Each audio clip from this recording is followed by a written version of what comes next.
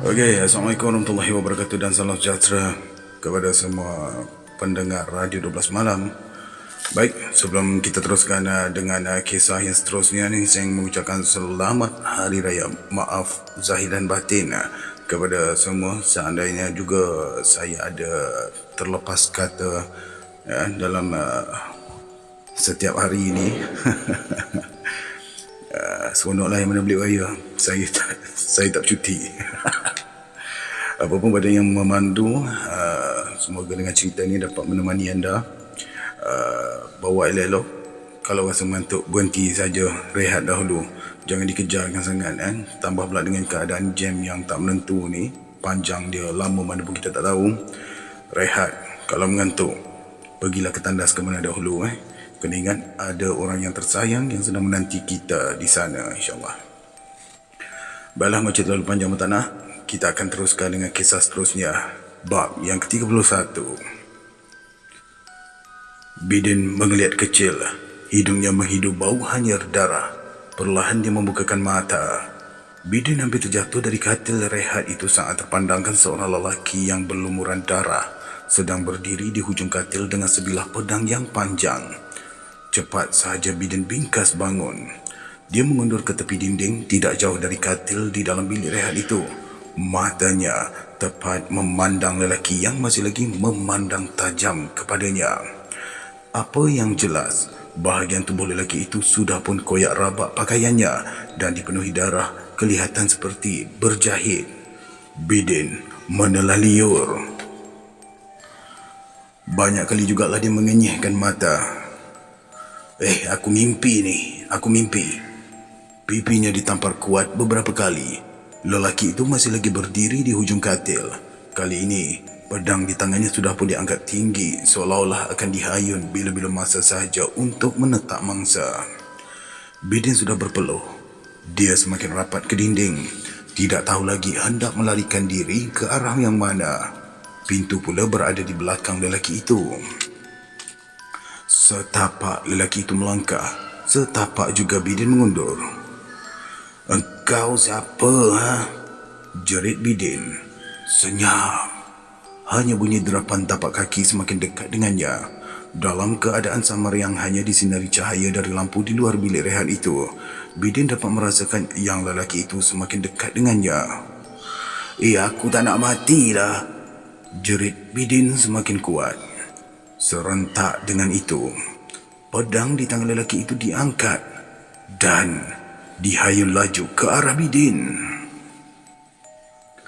Termengah-mengah Syam sampai di muka pintu bilik rehat. Bilik yang bertutup itu cepat-cepat dipulas tombolnya. Amir dan Dali turut membuntuti Syam yang kini sudah pun tercegat di hadapan bilik rehat yang sudah terbuka luas pintunya. "Syam mana ni Bidin?" Amir mengintai ke dalam bilik rehat. Tak ada sesiapa. Syam masuk ke dalam bilik rehat. Suis lampu dibuka. Keadaan bilik rehat itu seperti sedia kala. Hanya ada sebuah almari untuk menukar pakaian, tandas dan sebiji katil untuk berehat. Matanya liar mencari kelibat Bidin. "Mei, kau nampak tadi kan lelaki itu masuk sini?" Syam bingung. Amir mengangguk. Dali juga mengangguk. "Kau rasa dia itu manusia ke atau..." Dali masih lagi tidak mampu menghadam apa yang sudah berlaku di hadapan matanya. Syam hanya menjeling Dali yang sudah pun pucat lesi. Dia segera mencari Bidin.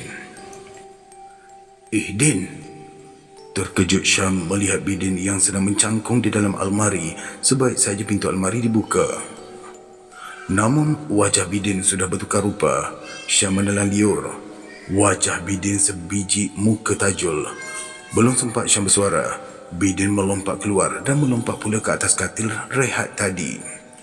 Amir dan Dali masing-masing tercengang dengan aksi Bidin yang sudah mencangkung di situ dengan mata merah dan mulut penuh meleleh dengan darah.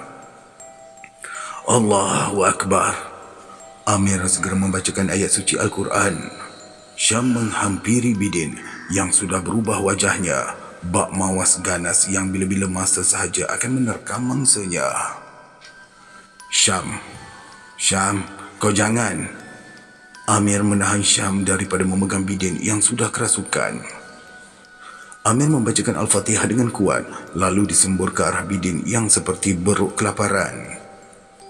"Siapa pun kau, keluarlah dari tubuh ini. Tubuh ni bukannya milik kau," arah Amir sambil memejamkan mata.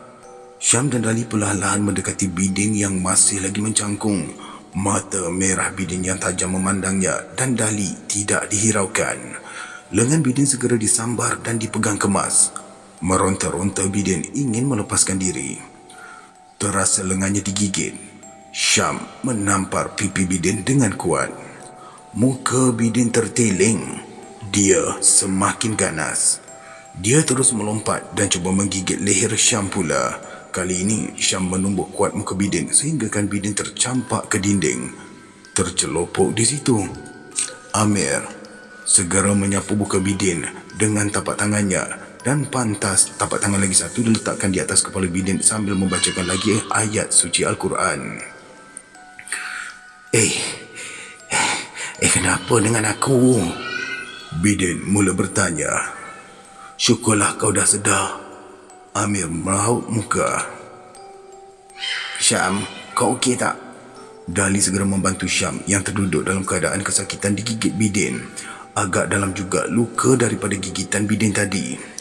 Bidin mendekati Syam yang sedang menekup darah yang keluar dari luka gigitan tadi. Berkerut-kerut muka Syam menahan sakit. Syam, kenapa ni?" Bidin bingung. "Kau dirasuklah," jawab Syam, lalu dia bangun dan berdiri di tepi katil. Bidin turut bangun. Dia bingung melihat semua ada di situ. Barulah dia teringat.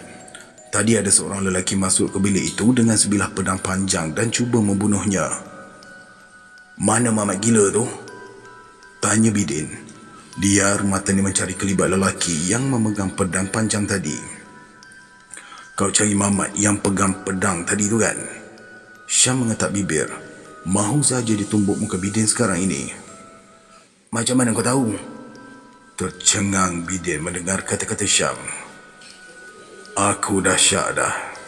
Kau tentu ada ambil anggota badan atau apa-apa daripada mayat tu kan?" Syam semakin geram.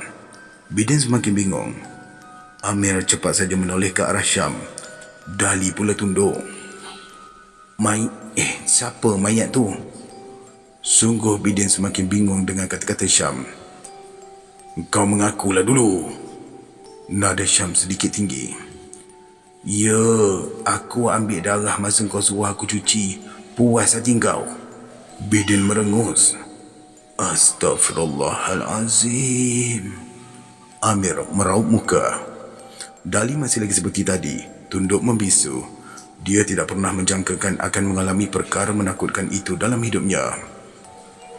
"Kau tahu tak tu mayat siapa?" Nada Syam mula meninggi. Amir terus membuang pandang kepada Syam, tercengang. "Kau kenal mayat tu?" Syam mengangguk perlahan. "Aku ni malas nak buka aib dia. Aku tahu mayat tu siapa. Kalau kau nampak muka mamat tu tadi, itulah wajah sebenar dia." Syam beritahu hal yang sebenar. Amir terdiam. Ya, dia perasan wajah lelaki yang memegang pedang panjang tadi. Jadi, mamat tu adalah mayat yang dibunuh kejam tu. Amir menelan liur. Syam mengangguk. "Din, bagi tahu aku, apa kau dah buat dengan darah ni?" Matanya dihalakan kepada Bidin semula. Aku... Bidin tunduk. "Kau dah puja kan? Sebab tu mamat tu datang sini." Kemarahan Syam semakin meledak. "Itu bukan hal kau lah." Bidin mendongak dengan mata tajam memandang Syam. Kau sedar tak, Din? Kau dah seksa mayat tu. Kau tahu tak? Kau tak sengit-sengit lagi ke, ha? Jangan jadi macam aku." Kali ini Syam melepaskan kemarahannya.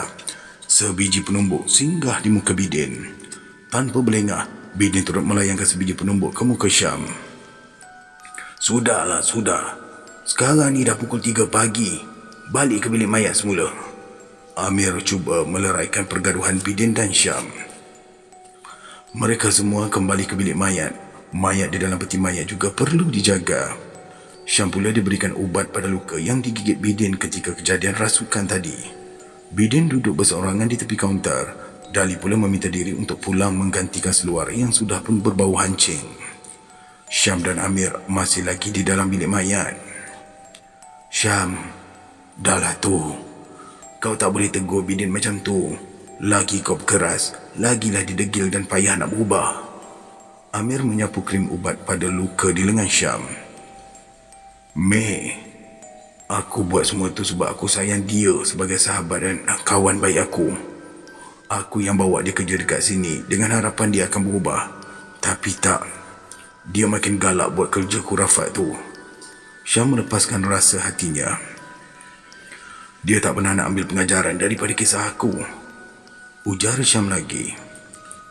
Bidin tahu ke pasal Ning Hon tu?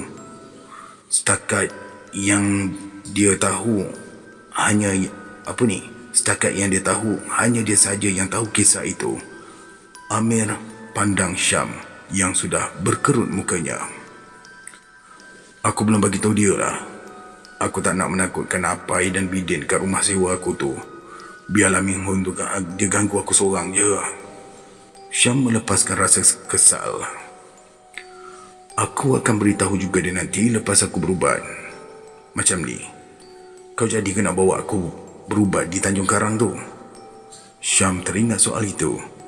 Amir mengangguk.